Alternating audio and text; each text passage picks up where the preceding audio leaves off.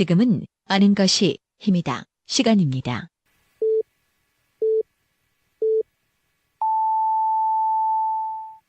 어서 오십시오.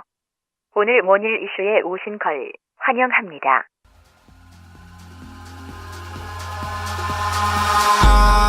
Eyes in the sky, gazing far into the night. I raise my hand to the... 문재인 대통령이 어제 미세먼지 감축 응급대책으로 노후 석탄 화력발전소에 대한 일시 가동 중단을 골자로 한 세 번째 업무 지시를 내렸다고 합니다.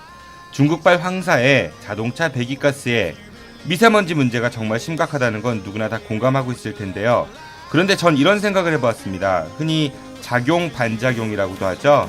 누군가 피해를 당하면 그 반대급부로 누군가는 이익을 취할 수 있다고 하는 비오는 날 남학신 장수는 대박이지만 집신 장수는 쪽박이듯이 말이죠. 미세먼지 누가 이익을 보게 될까요? 만일 뜻하지 않은 이유로 이익을 본다면 그에 대한 사회적 책무는 없을까요? 마스크와 공기청정기가 없어도 불안하지 않았으면 좋겠습니다.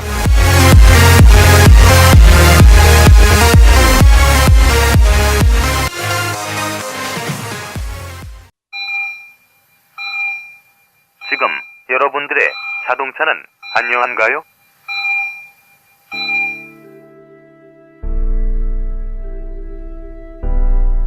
자동차는 편리한 교통수단이기 전에 나와 내 가족의 소중한 생명을 지켜주는 또 하나의 나입니다.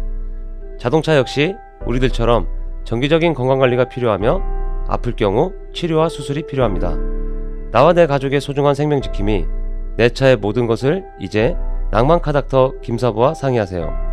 자동차의 돌담병원 북대전 모터스에 오시면 내 차의 모든 것이 편안합니다. 내 차를 위한 엑스레이, CT, MRI 등 최신 장비와 대한민국 최고의 자동차 엔지니어인 저 낭만카닥터 김사부를 만나실 수 있습니다. 북대전 IC에서 테크노밸리 방향 언덕 위의 하얀 집, 정신병원 아닙니다. 이상 여러분들의 자동차 주치 낭만카닥터 김사부였습니다. 저기 오빠, 여기에 투자하면 대박이래요.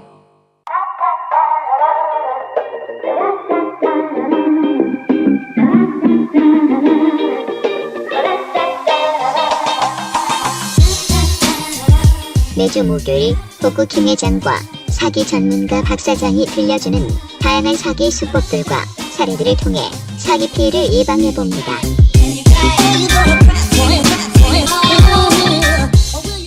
지금 팟빵이나 유튜브, 페이스북에서 아는 것이 힘이다를 검색해주세요.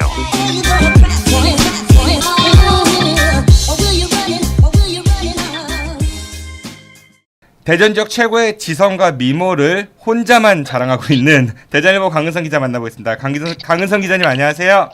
네, 안녕하세요. 대전일보 강선 기자입니다. 네, 오늘 방송 녹음하는 시간이 우리가 원래 점심시간 직후에 하는데 오늘 점심 뭐 드셨나요?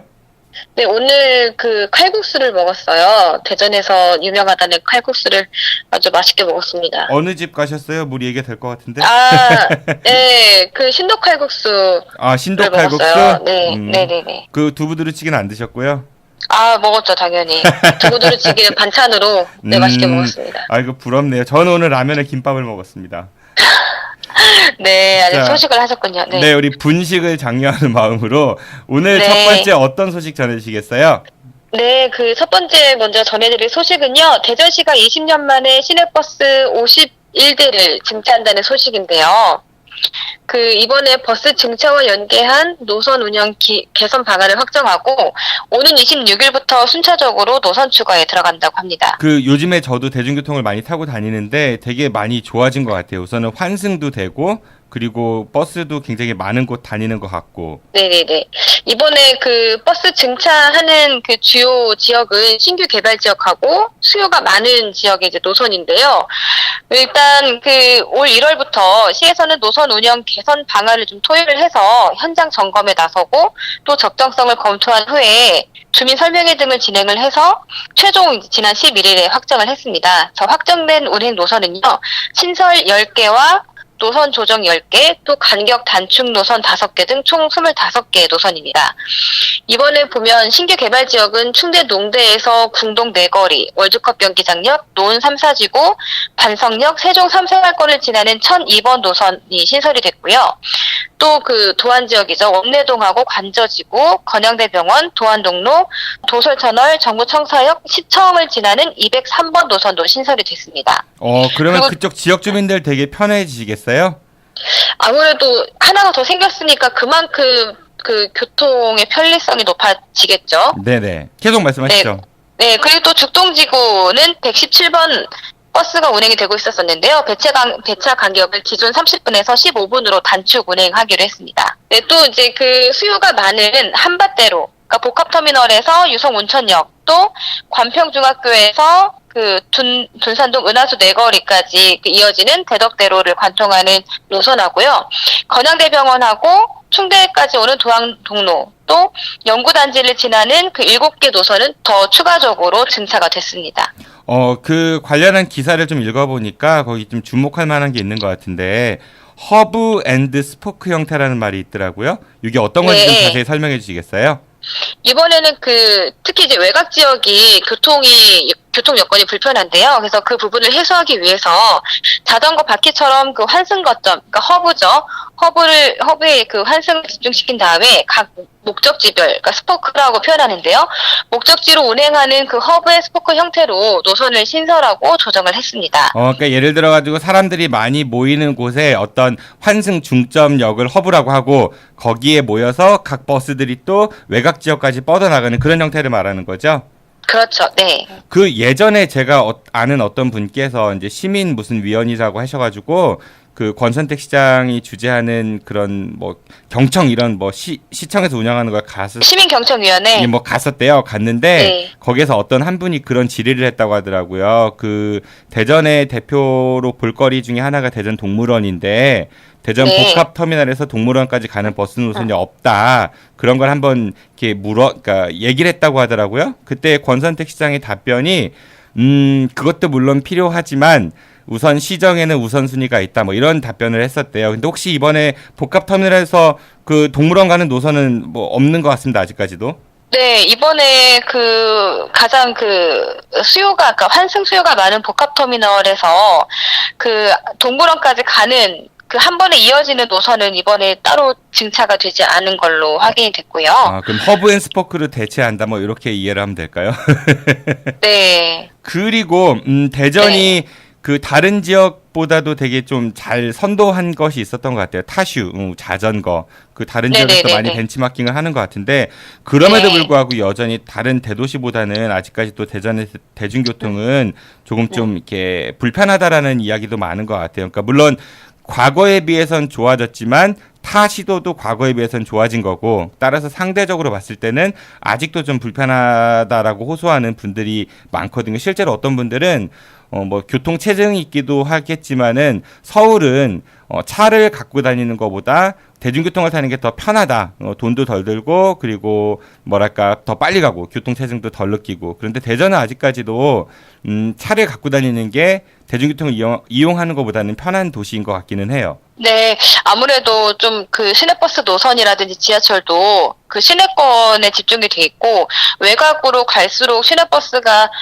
많지 않기 때문에 외곽 쪽은 아무래도 여전히 불편한 것 같습니다. 앞으로 대전시가 또 그 부분을 해소해야 할 또 다른 과제인 거죠. 그리고 또 대중교통 얘기 나왔으니까 이것도 한번 짚고 넘어가고 싶어요.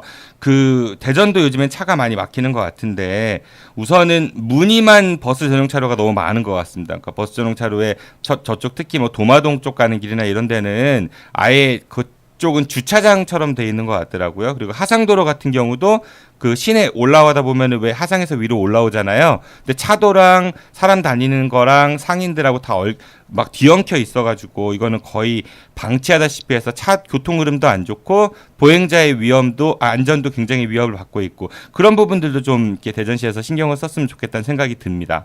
네, 지금 방송하시는 내용을 대전시 교통과에서 듣고 좀 조속한 해결 해주셨으면 하는 바람이 있습니다. 저상버스 도입도 좀 더 확대하는 것도 시급한 것 같고요. 네, 알겠습니다. 네. 두 번째 소식은 어떤 거 전해주시겠어요? 네, 두 번째 들려드릴 소식은요. 문재인 대통령이 미세먼지 대응 대책으로 내놓은 그 노후 발전기 가동 중단에 관련된 소식입니다. 그 충남 지역에서도 서천화력 1, 2호기와 보령화력 1, 2호기가 가동된 지 이미 30년을 넘겨서 이번에 그 가동 중단에 해당이 되는데요. 이 4기의 그 화력 발전소는 30년을 넘겨서 조기 폐쇄될 것으로 보입니다. 그리고 이것과 관련해서 당진 에코파워 화력 발전소도 최근 그 산업통상자원부가 건설 심의 의결했는데요.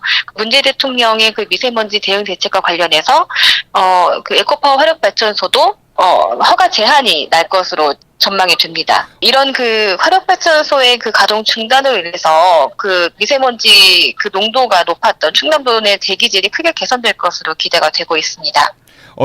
그동안 화력발전이 30년 넘게 가동됐다라고 하면은 바꿔 얘기하면은 30여 년 동안 충청남 도민들 특히 그 지역 주민들 같은 경우는 굉장히 미세먼지에 대한 피해를 많이 입고 살았을 것 같은데 그동안 이렇게 살았던 그러니까 그 지역에 피해를 봤던 주민들의 얼마큼 피해를 봤었나 그리고 그 부분들에 대한 어떤 피해 보상이나 아니면 지원책 같은 것들이 좀 있었나요 그동안은?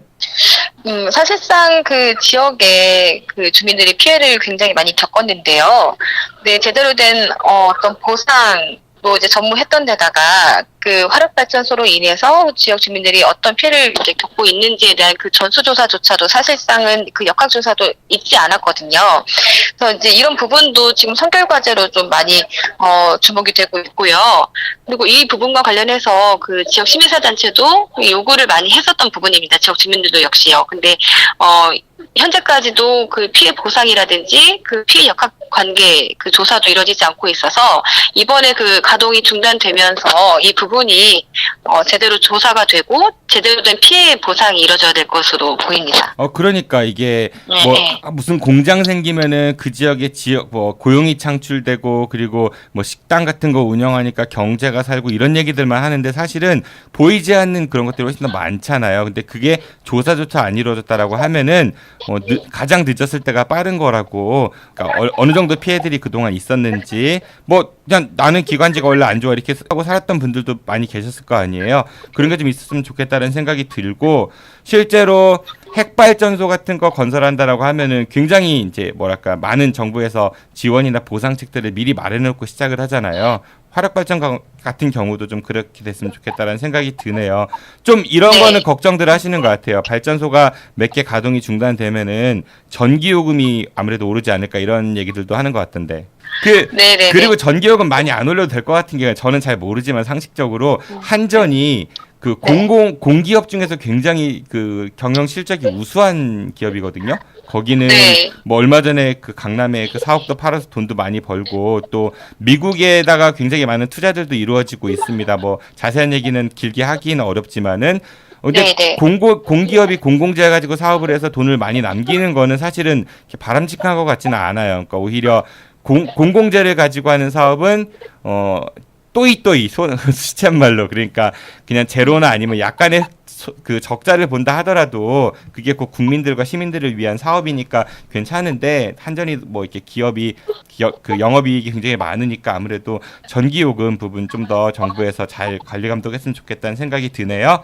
자, 다음은 어떤 소식 전해주시겠어요? 네, 다음은 그 대전대 총학생회가 그 대전대 교직원들이 그 법인카드 유흥을 즐겼다는 그 교육부의 감사에 관련해서 그 대전대에다가 그 국가보조금과 교비를 부당하게 사용한 것을 즉각 사죄하라고 지금 투쟁을 벌이고 있습니다. 그 소식 관련해서 전해드릴게요. 네. 그 대전대 총학생회가 지난 15일 그 학교 측의 국가보조금과 교비 부당 사용을 관련해서 이명철 전 총장의 사과와 관련자 명단 공개를 요구했습니다. 그러면서 이제 장기 농성에 들어가서 지금 이제 파문이 이제 확산되고 있는데요. 총학생회는 그 어제 낮 12시 그 기념관 앞에서 각 단과대 학생회와 재학생 200여 명이 모인 가운데 집회를 열고 그 지난달 6일 교육부가 공개한 감사 결과에 대해서 성토를 했습니다. 그 앞서 교육부는 지난해 9월 학교 법인 해화학원과 대전대 회계 부분에 대한 감사를 진행했는데요. 그 결과 15건에 달하는 문제점을 공개했습니다. 특히 이제 국비지원 산업인 선도형 대학 육성 사업비를 제대로 집행하지 않았는데요. 그 중에서 사업비 1억 8,990만 원을 한국연구재단에 반납하라고도 통보를 했습니다. 그러나 이번 사태로 인해서는 가장 이제 피해를 입은 게 학생들인데요. 그 학생들에 대한 그 사죄 없이 유야무야 넘기면서 총학생회가 이를 집중적으로 지적을 하고 나선 건데요. 학생들이 화낼만 하네요. 그런데 그 관련 내용을 좀 보니까 아까 뭐 유흥주점 말씀하셨는데 2건에 1,100만 원 뭐 이렇더라고요. 아니 도대체 네네네. 뭘 마셨길래 두 건에 1,100만 원이야. 그거는 상식적으로 생각해 보면은 굉장히 많은 인원이 한꺼번에 2번씩 갔던가 아니면은 굉장히 많은 양의 그 유흥을 즐겼던가 뭐 이렇게 생각이 들고 또 좀 그랬던 게 교직원 교통수당으로 54억 6,300만 원 정도를 썼다고 하더라고요. 아니 도대체 네. 뭘 타고 어디를 다니시길래 54억 6,300만 원이나 되는지 좀 이해가 가지 않는 부분이 있는 것 같습니다. 그런데 우리가 이제 대학교에서 뭐 이렇게 교비 횡령 이런 얘기들 간혹 나오는데 학교가 사실은 뭐 지성의 전당이고 상아탑이 그런 얘기들을 많이 하지만 끊이지 않는 비리들도 많은 것 같아요. 뭐 예를 들어서 연구비, 교수들이 연구비 횡령 이거는 어제 오늘의 문제는 아닌 것 같고 그거 관련해서 혹시 강은성 기자님 슬픈 대학원생들의 초상이라는 웹툰 보신 적 있어요? 아니요, 저는 아직 보지 못했습니다. 고려대학교 대학원 그 학생회에서 이렇게 만들었던 웹툰으로 제가 알고 있는데 그 대학원생들 보면 되게 불쌍한 경우들도 많이 있잖아요. 뭐 예를 들어 가지고 실험실에서 일하면서 급여가 얼마 책정돼 있지만 실제로 그거 못 받고 그게 이제 그 연구비에서 이렇게 떼가는 그 차명 통장 만들고 뭐 이런 거부터 배우기 시작을 한다는 거죠. 논문 심사 같은 거 할 때도 엄청 그 뭐랄까 지도 교수님이 나왔던 그런 눈치도 봐야 되고 근데 그것뿐만 아니라 학생회들도 마찬가지인 것 같아요. 학생회 보면은 뭐 강 기자님 그런 얘기 들어보셨죠? 이게 뭐 그 흘러 지나다니는 얘기긴 한데 총학회장 한번 하면은 뭐 차를 바꾼다 이런 얘기 들어보신 적 있죠? 네, 굉장히 이제 오픈 얘기죠. 네. 그러니까 뭐 졸업식 같은 거 한번 하면은 좀 좋은 학교들 뭐 카이스트 같은 데는 예전에 전화번호랑 주소 있으니까 그 중매하시는 분들이 앨범을 막 사가고 그랬대요. 그 학생회 통해 가지고 좀 웃돈을 주고 사가는 경우도 있었다고 들었고 아니면 학교에서 하는 토익 뭐 이런 거 있잖아요. 뭐뭐뭐 토익 이런 거 학생회에서 주관하는 외부 업자랑 같이 결탁해갖고 굉장히 많은 수익을 내는 걸로 알고 있거든요. 신입생 환영에 관련한 것들도 그렇고, 그러니까 이게 좀 그 교수 사회 그리고 학교 운영 당국 그리고 학생들 모두 다 한 번쯤은 우리 사회 함께 자성해보고 그리고 앞으로 더 좋은 방향으로 갔으면 싶다는 생각이 듭니다. 오늘 네. 제가 이래저래 말이 많네요. 예, 기자님 다음 소식 전해주세요. 네, 다음 소식은 지난 주말 그 세계를 강타한 그 랜섬웨어 관련된 소식인데요. 그 대전 지역에는 대덕특구가 있잖아요. 그래서 특히 이제 어제 같은 경우 그 전 세계로 퍼지고 있는 그 랜섬웨어 감염을 막으려고 정부 출연연구기관이 기관차원에서 강력 대응에 돌입했다는 소식입니다. 대덕특구는 어제 외부망 전체를 끊는 것부터 시작을 해서 연구자료 100억까지 그 국가연구자료 보호를 위해서 총력을 기울였다고 하는데요. 아직까지 그 감염 피해가 보고된 건 없지만 어제 특히나 이제 긴장을 많이 했다는 소식입니다. 네. 이 소식은 제가 들으면서 한 가지 그런 생각이 들었어요. 뭐 이게 되게 좋은 얘기인데 당연한 거 아니에요? 그 대덕 특구뿐만 아니라 일반 그 개인들도 이게 뭐랄까 랜섬웨어 이런 거 온다고 하면은 뭐 철저히 해서 데이터를 보호해야죠. 그러니까 보호했다라는 네. 그런 당연한 사실을 이렇게 기사로 내보낸다는 게 한편으로는 이게 과연 유용한 정보일까? 그러니까 만약에 당연히 안 해가지고 뭐가 날아갔으면 그거는 이제 뭐랄까 좀 그런데 당연히 열심히 방어를 했다. 뭐 이 정도 가지고 그 신문에 나온다는 게 저는 좀 읽으면서 이러니까 지역민들이 그 지역 신문 읽으면서 때로는 재미없다 이런 생각이 들지도 않을까 이런 생각을 해봤고 오늘 그런 얘기 나오더라고요. 북한 배후설. 랜섬웨어 북한 배후설. 그래서 북한이 이게 관련이 있다는 연합뉴스에서도 그런 보도를 좀 한 것 같고 조선비즈는 이런 거 얘기했더라고요. 우리가 다른 나라들에 비해서 특히 중국이나 일본 뭐 주변국들에 비해서 랜섬웨어 피해가 적은 가장 큰 이유 중에 하나는 중국 사드발 해킹 공격에 우리가 정부가 능동적으로 대비를 해서 그렇다라는 거 하나. 그리고 2010년에 그 MS 한국 지사에 그 제임스 김이라는 그때 당시에 사장이 있었는데 그 사람이 그 MS 실적을 높이기 위해서 뭐 공격적인 영업하고 그다음에 불법 소프트웨어 단속을 많이 해서 그래서 윈도우가 상당히 업데이트된 게 많아서 그래서 우리가 피해가 좀 적은 거 아니냐라는 그런 내용을 좀 소개를 하고 있더라고요. 네. 납득이 가세요? 정말 과학적인 분석인지 모르겠으나 이게 알겠습니다. 네. 연구단지에서 열심히 방어했다보다는 이게 더 재밌지 않아요? 네, 그러니까 왜 그럴까라는 거에서는 그렇긴 하지만 그래도 연구단지는 피해가 있을까라는 어떤 그런 궁금한 점에 대해서는 해소할 만한 또 기사라고 저는 좀 생각을 하고요. 아, 네. 알겠습니다. 네. 열심히 방어하시고요. 저는 별로 안 궁금했습니다. 당연히 네. 방어를 잘해야지 했겠지. 그리고 안 하면 어떻게 되려고. 네, 네. 제가 아이템 선정을 잘못한 것 같아요. 우리 시간 많이 지났는데 짧게 하나만 더 전해주시죠. 네네. 예, 마지막 전해드릴 소식은요. 그 충남도가 이달부터 도내 산업단지 등 이제 토양 오염 우려 지역 190곳을 대상으로 실태 조사를 진행한다는 건데요. 그러니까 매년 진행을 하는 거긴 하지만 그래도 그 도민들의 건강과 직결된 그 조사라는 점에서 이거를 선정을 했습니다. 그래서 조사 대상은요. 산업단지와 공장 지역 47곳, 공장 폐수 유입 지역 5곳, 그리고 원광석이나 고철 등을 사용한 지역 16곳, 또 폐기물 처리 등 재활용 관련 지역 30곳, 지하수 오염 지역 5곳 등입니다. 아, 이거는 참 잘 하는 것 같네요. 네. 예, 충청남도 화이팅 해주시고요. 기자님. 네. 내일은 쉴 수 있어요. 우리 내일 방송 없는 날입니다. 네네네. 예. 저 땀 좀 닦고 목요일날 그럼 뵐게요. 예, 목요일에는 네. 직접 나오시나요? 아니면 역시 취재 때문에 못 나오시고 그 전화로 하나요? 바쁘신데 자꾸 시간- 오시라고 하면 시간대 좀 죄송하긴 변경해 주시면 안 한데. 되나요? 우리 한번 의논해 보도록 하고요. 근데 네. 제가 안타까운 거는 강은성 기자님의 그 아름다운 목소리가 직접 전파를 타면은 더 좋지 않을까 해서 그래 말씀을 드렸습니다. 네네. 네, 목소리만 아름다운 여자. 아름다운 기자네.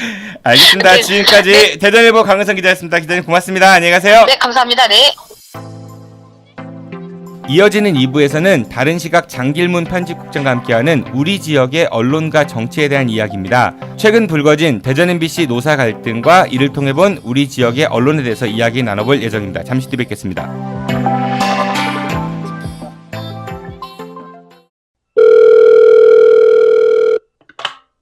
저 혹시 오늘 저녁 약속 있으세요? 어디로 가실 건데요? 뭐 드실 건데요? 아직 뭐 정하셨다면 대전 서구 탐방동에 있는 수호 참치로 오세요. 일식, 한식, 중식, 그리고 그 어렵다는 복요리 조리사 자격증 갖춘 참치 인생 20년. 저 문수호만 믿고 와주세요. 팟캐스트 듣고 오셨다고 하시면 특별 서비스도 드리겠습니다. 대전 서구 탐방동 먹적골목에 있는 수호 참치. 예약 문의 042-485-1311. 이상 남길 만큼만 남기고 모조리 퍼주겠다는 신념으로 똘똘 뭉친 수호 참치 사장 문수호였습니다. 고맙습니다.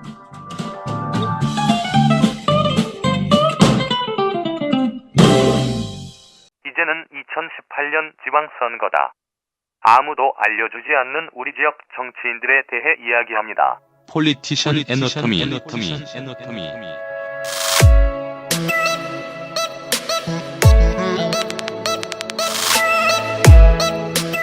더불어민주당 김창관 대전서구 운영위원장, 바른정당 대전시당 김태영 수석부위원장, 정의당 대전시당 남가현 정책실장과 함께 대전광역시장, 구청장, 시의원, 구의원 등 우리 지역의 정치인들에 대해 낱낱이 해부해봅니다.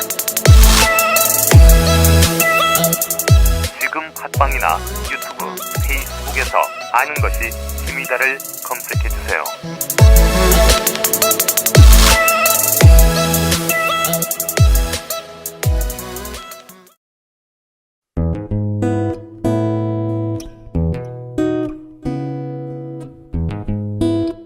이번 개편을 맞이해 새롭게 만든 코너입니다. 우리 지역의 정치권과 언론에 대해 이야기하는 코너죠. 장길문의 다른 시각, 신개념 모바일 언론 다른 시각 장길문 편집국장님 모셨습니다. 국장님 안녕하세요. 안녕하세요.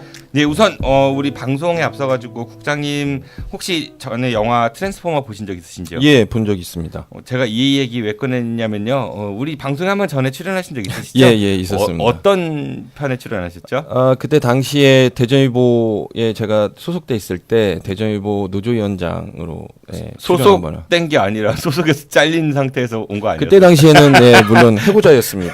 예. 그때 오셨을 때는 굉장히 뭐랄까 좀 행색도 초라하고 수염도 안 깎고 그랬었나요? 좀 한마디로 좀 그 찌질해 보였는데 지금은 되게 멋있게 변했어요. 별 그리고 말씀을. 직책도 바뀐 것 같고 어떤 일이 있었죠? 그 당시에는 제가 대전일보 노조위원장으로서 해고자 신분이었기 때문에 아마 네. 행색이 아마 초라했을 겁니다. 아니 그럼 전국의 모든 해고자들은 다 행색이 초라하다는 얘기인가요? 물론 뭐 그런 건 아니었지만 그때 당시에 뭐 사안이 너무 많았고 그때 좀 그랬던. 예. 지금은 그럼 먹고 살만 하신 거네요. 먹고 살만하다기보다는 이제 마음이 좀 편해졌다고 해야 될까요?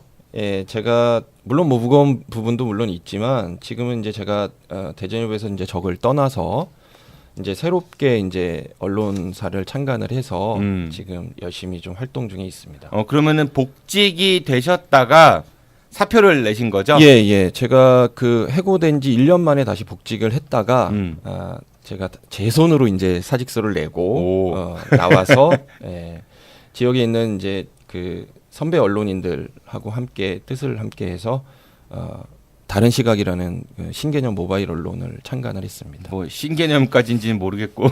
저희는 신개념입니다. 그러면은 예. 복직 되셨을 때 그 예. 밀린 급여 같은 거 받으셨겠네요. 다 받았습니다. 그래서 행색이 예. 좀 좋아지셨구나.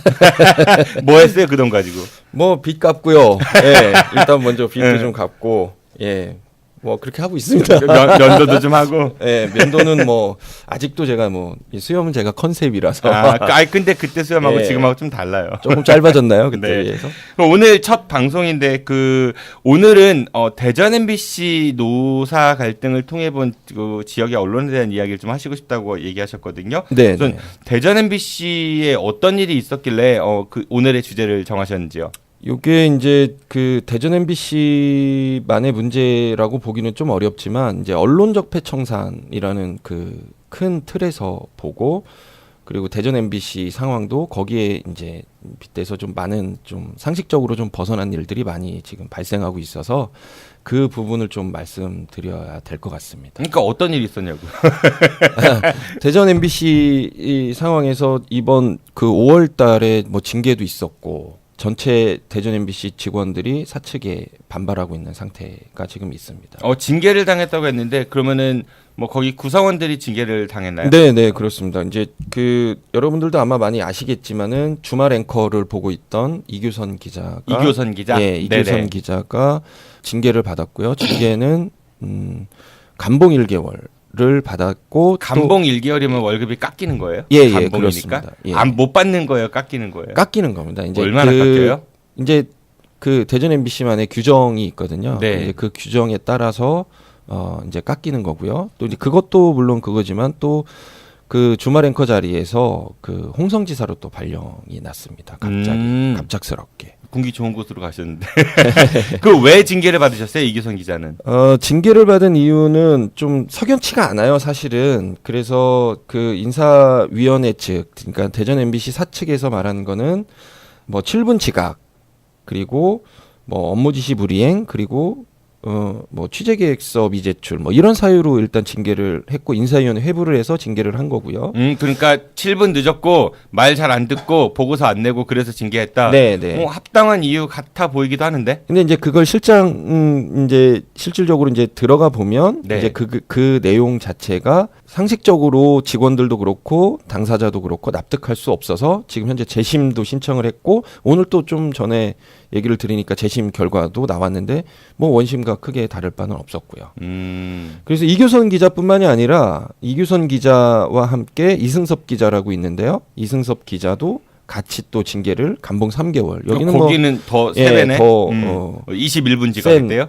거기는 이제 뭐 지각이 아니고 네. 거기는 뭐 이제 사측에서 얘기한 거는 이제 무단 결근을 사유로 이제 들었는데 그것 또한 또 석연치가 않습니다. 내용을 좀 들어보면. 그러면은 이게 이분들한테 어떤 일이 있었는지 MBC 당사자분들하고 한번 얘기를 좀 나눠보면 좋을 것 같은데 예, 전화 한번 해볼까요? 예, 당사자들하고는 지금 먼저 근무 시간이라서 전화하기가 좀 그렇고요. 내용을 좀 잘 알고 있는 대전 MBC 노조위원장하고 전화 연결해 보는 게 좀 좋을 것 같습니다. 예, 그럼 한번 연결해 보도록 하죠. 예.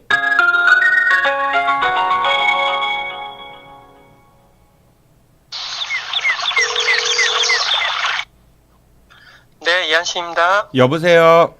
네, 예, 이한씨입니다. 네, 안녕하십니까. 여기는 팟캐스트 아는 것입니다의 정진호입니다. 아, 네, 안녕하십니까. 네, 네. 예. 그 이한신 그 대전 MBC 노조위원장님 맞으시죠? 네, 맞습니다. 네, 예. 네, 우리 장길문 다른시각 국장님이 전화 네. 연결을 이렇게 하셨어요. 우선 국장님하고 이야기 좀 나눠보시죠. 국장님. 안녕하세요, 지부장님. 네, 장 부장님 예, 안녕하십니까. 예, 장길문입니다. 네, 예, 잘 지내시죠? 예, 네, 어떻게 예. 지내세요, 요즘? 네, 요즘 저희 회사 현안이 좀 많아서 잘 아시는 것처럼. 예, 안 그래도 네, 오늘 그 얘기를 전에도 좀 저희 조합원들 징계 최종 그 공문을 받았습니다. 아, 네, 오늘 재심 결과가 나왔나요? 네, 예, 재심 결과가 좀 전에 한 10분 전쯤에 나왔습니다. 예. 그 재심 결과가 뭐 저희가 예상했던 대로인가요? 아니면 좀 네, 예상했던 대로 지난번 그 징계위원회 해부됐던 이교선 기자하고 이승섭 기자에 대해서 네. 감봉 1개월하고 감봉 3개월의 중징계를 회사가 원심대로 유지를 했습니다. 네. 참 그 위원장님.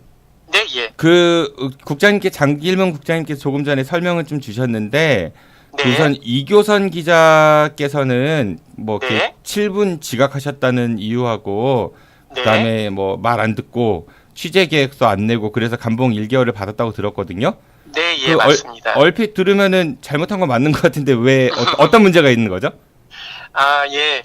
그 저희가 뭐 조합에서도 성명도 내고 인사위원회 출석도 해서 제가 해명도 했지만요.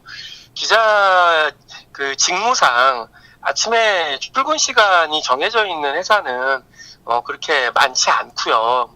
출근 시간이라는 거 보통 일반적인 그 뭐 공무원이나 샐러리맨들 같은 경우에 이렇게 정시 출근, 정시 퇴근 이런 원칙이 있는 거잖아요. 근데 기자들은 보통 보면 저녁에 기사를 마무리하고 퇴근하는 시간이 항상 그 퇴근 시간 6시를 넘는 경우가 많습니다.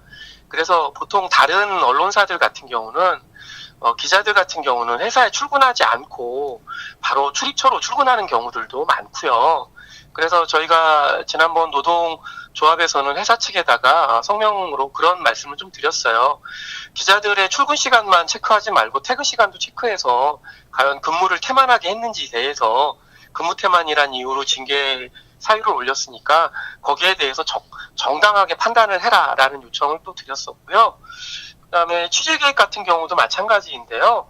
보통 보도국에는 기자들이 매일매일 취재계획을 내는 보도국의 기자 언론사들은 거의 없습니다. 방송사도 마찬가지고요. 신문사도 마찬가지고요. 다만 이제 아이템들이 생기면 거기에 맞춰서 이제 기자들이 열심히 취재를 하는 거죠. 그래서 그런 현실적인 거를 무시하고 마치 이교선 기자가 그 지시사항을 불이행해서 취재계획서를 안 낸 것처럼 회사가 호도를 했고요. 특히 그날 취재계획을 안 냈다라고 회사가 주장한 5월 11일은 4월 11일은요. 저희 그 노사협의회가 있었던 날이고요. 이규선 기자는 노사협의회 노조 측 교섭위원이었기 때문에 오후에는 그 교섭 준비를 해야 되는 상황이었습니다. 그래서 오전에 전날 그 대선 그 취재를 한 유승민 후보의 취재를 좀 보강하는 편집하고 이런 작업들을 했거든요, 오전에. 근데 그런 이유로 취재 계획을 안 냈다라고 회사가 징계한 것은 저희는 좀 부당하다라고 입장이고요. 본인도 재심 요청서에서 그런 부분에 억울한 부분을 충분히 회사에 말씀을 드렸고요. 또 하나 이규선 기자는 주말 앵커를 그동안 담당을 했었기 때문에 소위 말하는 월화수목 금금금 일을 한 기자였습니다. 그래서 거의 주말에도 일을 하고 휴일에도 전혀 쉬지 못하는 그런 일을 했는데 근무 태만으로 회사가 이규선 기자를 징계한 거는 너무 부당한 처사라고 생각이 듭니다. 그러니까 일을 누구보다도 열심히 했고 그리고 뭐 기자들 그거는 이해는 가요. 취재할 수 있는 상황이 뭐 밤에 사건이 벌어질 수도 있고 그리고 뭐 철야 취재할 수도 있고 그렇기 때문에 출퇴근 시간에 대한 그런 확실히 지켜야 된다 이런 것들은 좀 이해가 가고 그리고 뭐 취재 계획서 이런 것들도 이해가 가는데 근데 회사 측의 결론은 감봉 1개월이라는 거죠. 네, 맞습니다. 뭐 회사의 주장은 그렇습니다. 그 이제 회사가 반론권을 행사하셔서 언론에 이제 인터뷰를 하신 내용을 보면 이규성 기자의 그 지각이 약간 좀 잦았다. 상습적이다. 핑계대고. 예. 그래서 일종의 뭐 상습범 취급하듯이 해서 근무가 태만한 것처럼 했지만 그러면 매일매일 늦게 퇴근하는 부분에 대해서는 과연 회사는 뭐 인정을 해준 건지 안 한 건지 그리고 다른 뭐 우리 그 언론사들은 그렇게 하고 있는지에 대해서 회사가 파악을 해서 한 건지 결국에는 4월 11일 날 노사협의회 때 이규성 기자가 보도국의 입장을 좀 강력하게 대변하지 않은 사항들을 감안한 회사의 다소 표적적이고 부당한 징계처사라고 노동조합은 판단하고 있습니다. 그렇다고 하면은 그 이승섭 기자께서는 또 감봉 3개월을 받았다고 들은 것 같거든요. 그분은 또 어떤 일이 있었나요? 네, 이승섭 기자는 감봉 3개월 처분을 받았는데요. 감봉 3개월의 가장 큰 이유가 무단결근입니다. 무단결근은 당연히 회사 사규에서 보면 큰 잘못이긴 한데요. 무단결근을 한 원인을 저희 조합에서나 당사자나 재심 요청서에서 충분히 설명을 했습니다. 이승섭 기자가 무단결근을 하게 된 경위는 이승섭 기자가 맡은 그 특집 프로그램 제작과 관련이 있는데요. 이승섭 기자는 올해 입사 7년 차가 된 기자이지만 특집 다큐멘터리는 올해 처음 제작을 하게 됐습니다. 그리고 방송문화진흥회에서 제작비를 지원받아서 한 프로그램이어서 이제는 그 예산 내에서 특집 제작 프로그램을 제작을 하는 게 어쩔 수 없는 현실인데요. 그럼에도 불구하고 이승섭 기자가 애초에 기획을 할 때는 1부작으로 국장까지 보고를 해서 결제를 다 맡은 상황인데요. 갑자기 어느 날 이게 2부작으로 바뀌었습니다. 그래서 예산은 한정되어 있고 방송 제작 기한도 한정되어 있는데 갑자기 1부작을 2부작으로 해야 되는 그런 상황이 발생을 했고요. 그런 과정에서 애당초 제작을 같이 하기로 한 외주 제작사가 그 시간적인 문제, 예산적인 문제로 제작을 포기하면서 경험이 한 번도 없는 외주 제작사랑 이 프로그램을 제작하게 됐고요. 그런 과정에 있어서 이승섭 기자는 분명히 보직자들한테 이 프로그램의 퀄리티가 문제가 될 수 있으니 저희 카메라 기자라든지 편집을 할 수 있는 인력들을 보강해 달라라는 요청을 거듭 여러 번 했음에도 불구하고 회사는 그걸 받아들여 주지 않았고요. 결국에는 제작물의 결과가 떨어진다는 이유로 이승섭 기자한테 아주 강압적이고 어렵게 편집 수정 지시를 여러 번 내렸고요. 그런 과정에서 인간적으로 모멸감을 느끼고 힘든 이승섭 기자가 무단결근이라는 그런 큰 그 결과를 선택하게 됐고요. 회사는 이런 과정들에 대해서는 고민하지 않고 이승섭 기자의 행동에 대해서만 보고 감봉 3개월이라는 중징계를 했고요.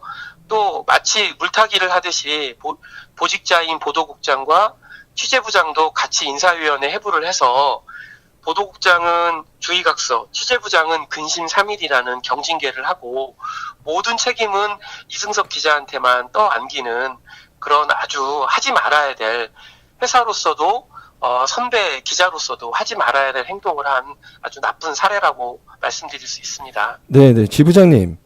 그러면 지금 징계에 회부했던 제작부서 간부들은 그러면 그 경징계를 받았고 형평성 논란이 그럼 불고 있는 거잖아요. 지금 일고 있는 맞습니다. 거잖아요. 네, 저희 그 방송 규약에 보면은요. 프로그램 제작과 관련해선 모든 최종 책임자는 국장이 책임지게 되어 있습니다. 그래서 흔히 저희 방송사에서는 국장 책임제라고 합니다. 그래서 그 프로그램을 제작할 때는 방송의 독립성 보장을 위해서 사장이 프로그램 제작의 그 어떤 독립성을 침해하는 행위를 하면 안 되고요. 모든 프로그램 제작은 국장이 책임지고 시작부터 끝까지 마무리하는 게 통상적인 상황입니다. 그렇다면 이 프로그램을 만드는 과정에서 벌어진 이런 일련의 일들이 있었다면 이거에 대한 책임도 당연히 그 무단결근을 한 이승섭 조합원뿐만 아니라 국장에게도 아주 책임 있는 그 징계를 내렸어야 마땅하다고 저희 조합에서는 판단하고 있습니다. 네, 그 간부 2명에게 내려진 게 주의각서하고 근신으로 알고 있는데요. 네, 주의각서는 이게 주의각서는 뭐 반성문 쓰기, 네, 반성문 쓰기 정도고 네, 근신 3일은 뭐 네. 휴가랑 별반 다름 없는 거 아닌가요? 네, 맞습니다. 예. 그러니까 결국에는 저희 그 노조에서 성명서에 지난번에도 말씀드렸었지만 이승섭 기자가 경위서를 쓸 때 보직자들이 어떤 식으로 쓰라 경위서를 작성하라는 가이드라인을 줬고요. 또 보도국장은 그 경위서를 두세 차례 수정까지 지시했습니다. 그리고 모든 책임을 이승섭 기자한테 떠넘기듯이 자기들은 또 경위서를 냈고요. 이게 결과적으로는 예. 회사랑 그 보직자들이 짜놓은 듯한 그 스토리를 가지고 이승섭 기자를 중징계했다라고밖에 볼 수 없을 것 위원장님, 같습니다. 그런데 제가 그 말씀드리면서 궁금한 거는 예. 왜 그러면 사측에서는 이 두 분한테 이러한 그 다소 불공정하게 보이는 처사를 내렸을까요? 뭐 미운털이 바뀌었나요? 네, 두 사안이 이제는 뭐 징계를 할 수도 회사의 주장처럼 할 수도 있을 겁니다. 정말 억지스럽게 징계를 하겠다 그러면요. 그러면 통상적으로 보면 뭐 주의각서 정도의 아주 그 경징계 내지는 근신 정도의 수준의 징계를 할 수 있는 수준이라고 보여지는데요. 그럼에도 불구하고 감봉이라는 중징계를 한 이유는 크게 보면 이 두 가지인 것 같아요. 박근혜 정권 그 탄핵이 마무리되고 대전 MBC에 좀 변화된 상황들이 있습니다. 제가 이제 지부장으로 지난 2월 말에 이제 취임을 했고요. 그 사이에 이제 대전 MBC에 보면 2월 초에 전국에서 유일하게 그 MBC 막내 기자들의 그 반성문 영상에 대해서 전국 지역 MBC 기자회가 이제 지지 동영상을 올렸었고요. 네. 대전 MBC가 유일하게 2월 초에 징계를 받은 지역입니다. 그 당시에도 이제 뭐 언론에 좀 회자가 되긴 했었는데요. 여기서 반성이라 하면은 그 이명박 박근혜 정권 때 그 MBC가 좀 과거의 명성을 많이 잃고 이제 그런 것들에 대한 반성을 스스로 올린 거에 대한 그런 일종의 보복 조치인 것 같다.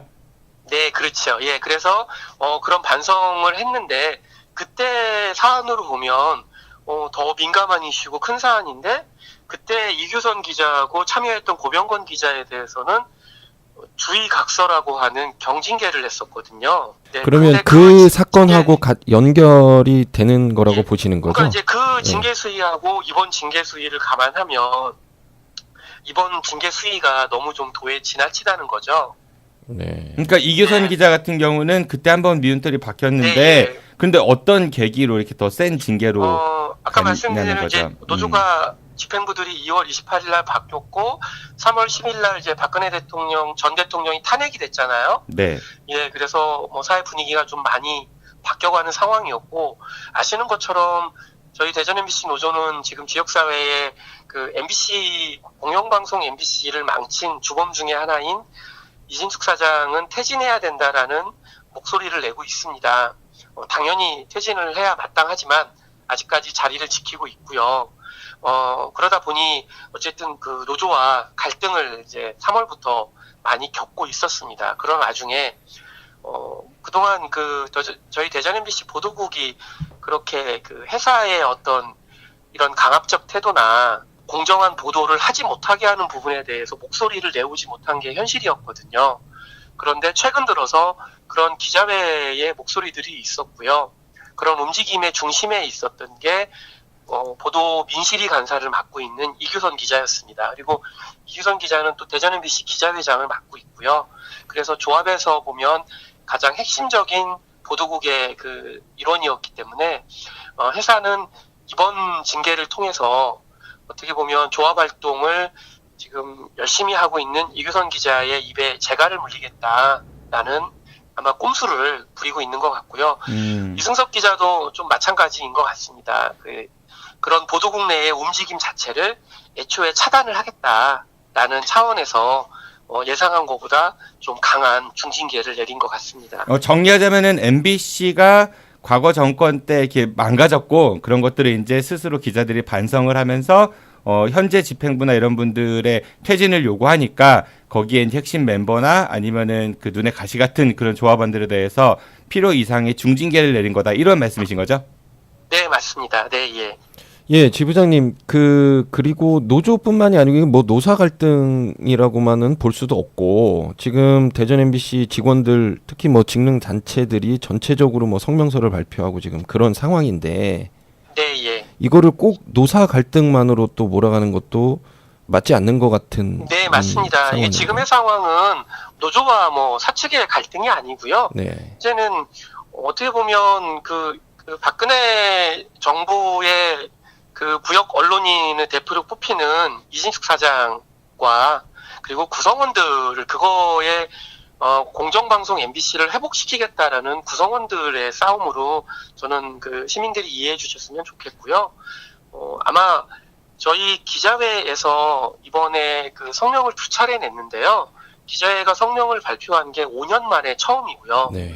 그리고 이번에 말씀하신 대로 직능단체들이 전체적으로 성명을 낸 거는 거의 최근 들어서는 없은 일입니다.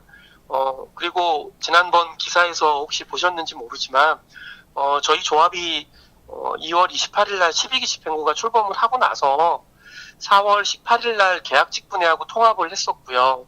그 다음에 5월 초에 전직 그 보도국장님, 예. 편성국장님 출신의 선배님들, 고참 선배님들이 5분께서 조합을 가입을 하셨어요.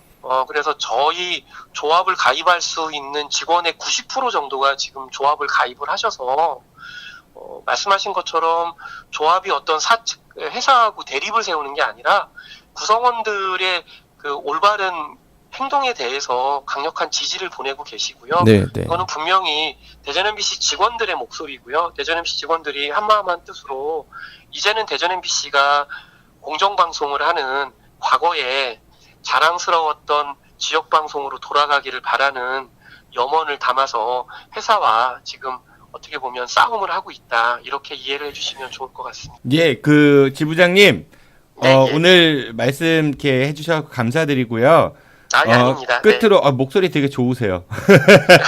감기가 걸려서 지금 좀 그렇습니다. 그 노조 하면 보통 이렇게 우리 홍준표 그 전 후보께서 강성 노조는 때려잡아야 된다 이런 얘기도 하고 그랬는데 좀 네. 부드럽고 훈훈한 마무리를 위해서 그 네, 예. 이진숙 사장이 그 우리 지부장님 선배시죠?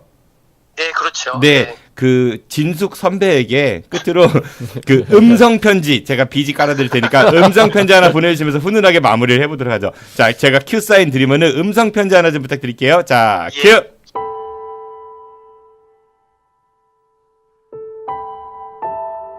네, 사장님.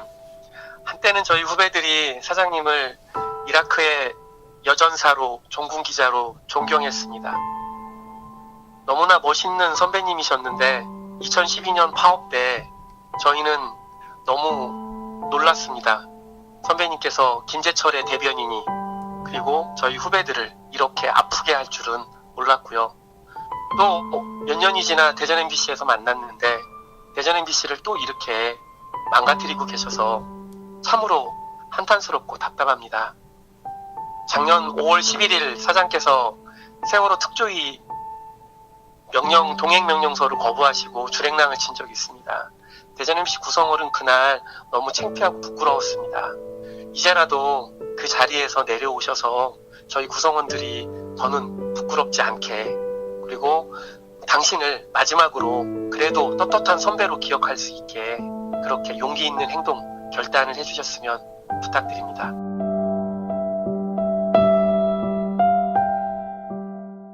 네, 오늘 통화 연결 감사드리고요. 다음에 다시 한번 또 연결해서 그 후속 이야기도 좀 들어보도록 하겠습니다. 네, 감사합니다. 네, 고맙습니다. 네, 예, 수고하십시오. 네, 그 대전 MBC 노조 지부장 이한신 지부장님이셨고요. 그 얘기 들어보니까 왜 징계가 됐는지에 대한 이유 그리고 그거에 대한 해명 이런 것들이 나름은 이해가 많이 갑니다. 네, 네, 맞습니다. 지금 대전 MBC 이진숙 사장과 함께 그 경영진들은 사측이 좀 납득할 만한 징계를 좀 냈어야 되는데 그러지 못해서 지금 사측이 납득이 아니라 직원들이 네, 사측은 납득을 하겠죠. 네. 그 대전 MBC 직원들에게 좀 상식적으로 좀 납득할 만한 징계를 좀 냈었어야 되는데 그러지 못한 부분은 조금 아쉬운 부분이 좀 많이 있습니다. 그 이진숙 사장이 아까 우리 이한신 지부장도 말씀하셨지만은 김재철 사장 시절에 대변인으로 하고 김재철 사장은 좀 유명하신 분이었죠.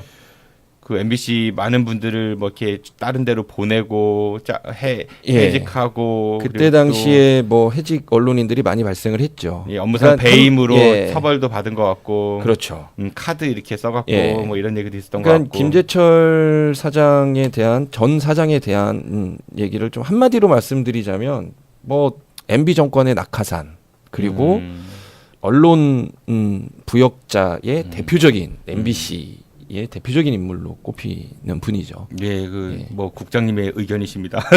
저는 싫어요 고소당하기. 2012년 당시에 그때 MBC에서 170일간인가 그 파업을 했는데요.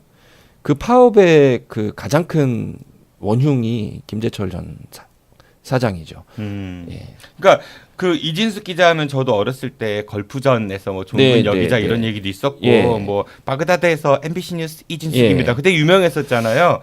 그리고 2003년에 이분이 또 방송 대상 그 보도 기자상도 수상을 하시고 되게 좀 이미지가 좋았던 그런 이제 저널리스트였던 것 같은데. 그러니까 그 전까지만 해도 저도 이제 이진숙 사장 하면 이라크에서 또 뭐 현지 보도를 많이 하셨고. 한번 가신 적 있지 않아요? 이라크? 예, 저도 2010년에 저는 뭐 이라크에 주둔하진 않았고요. 2010년도에 레바논 종군 기자로 나갔다 왔는데요. 우리나라의 종군 기자 중에 가장 유명한 사람이 이진숙 기자인 줄 알고 그렇게 알고도 나갔었죠. 그래요. 그 당사자들 이야기를 좀 들어보니까 좀 안타깝고 좀 마음이 아프다 이런 생각이 들기도 하는데 대전 MBC가 지역 언론으로서의 위상을 좀 되찾았으면 하는 게 그 기자로서의 바람인데 현재 지금 대전 MBC에서 일어나는 일들을 보면 기자인 저로서도 납득하기가 좀 상식적으로 이해하기가 좀 힘든 부분이 많습니다. 그래서 지금 아까 이한신 지부장하고도 얘기를 했지만 오늘 재심 결과가 나왔습니다. 물론 뭐 예상했던 대로 원심 유지 결과가 나왔는데요. 그러니까 감봉 1개월과 3개월. 그대로 그냥 원심 유지를 하는 건데 이건 뭐 어떻게 보면 뭐 예상했던 결과입니다. 이게 그 징계 수위가 낮아지면 사측에서 지난번에 징계했던 게 잘못됐다는 걸 인정하는 꼴밖에 안 되니까 이건 뭐 예상했던 일인데요. 지금 대전 MBC 노조나 당사자들 입장에서는 지금 뭐 법적 소송으로 갈 가능성이 크다고 이렇게 얘기를 하는 거 보면 지금 이 갈등 상황 자체가 쉽게 사그러들 것 같지는 않습니다. 당분간은. 그래서 사측하고의 대립각만 세우는 것도 또 바람직한 방향은 아니거든요. 그래서 사측하고 대화로 좀 통하고 소통을 해서 이 문제뿐만이 아니라 대전 MBC가 공정성을 좀 찾고 지역 언론으로서의 영향을 좀 할 수 있는 영향력을 보일 수 있는 그런 방송으로 거듭날 수 있는 게 바람입니다. 본인이 선배시니까 법정 소송도 갖고 그러니까 좀 많은 지도 편달을 좀 해주시고요. 이게 뭐 제가 대전일보 노조 활동을 하면서 뭐 소송이나 뭐 이런 뭐 고소고발 뭐 이런 것들을 많이 해봐서 아는데 사실은 사측이나 노조 측이나 크게 뭐 이렇게 감정 싸움밖에 안 됩니다. 이게 뭐 크게 어느 한편이 뭐 일방적인 승리나 이런 것들도 없어서 그런 것들이 좀 이게 그래서 경험에서 우러나온 바에 의해 힘이 좀 되시면은 좋을 것 같아요. 청취자분들께서도 대전 MBC 그 기자들께 많은 좀 힘을 좀 실어주셨으면 좋겠다는 그러면 관심을 좀 더 많이 가져주시고 그랬으면 좋겠습니다. 그래요. 장길문의 다른 시각 오늘 저희 이제 아는 것입니다 개편 이후에 첫 방송이거든요. 어떠셨어요? 첫 방송이라 굉장히 좀 떨렸는데 제가 뭐 말을 잘 못해서요. 좀 알긴 아세요? 네, 시청자분들이 좀 알아서 들어주셨으면 하는 게 부탁 좀 드리고요. 조금씩 뭐 나아지는 모습 보여드리도록 하겠습니다. 네, 노력 꼭 하시고요. 네.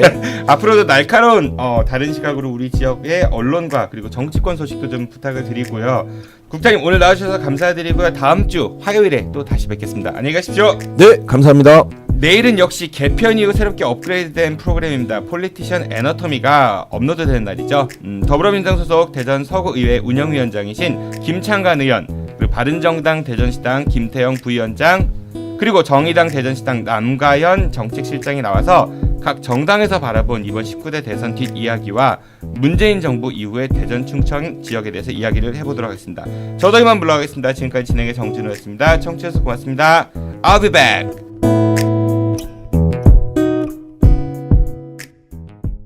끝난 줄 알았지. 여러분의 참여를 기다립니다. 팟빵이나 유튜브, 페이스북에서 아는 것이 힘이다를 검색해 주세요. 청취 후기나 출연 신청, 제보 모든 것을 환영합니다.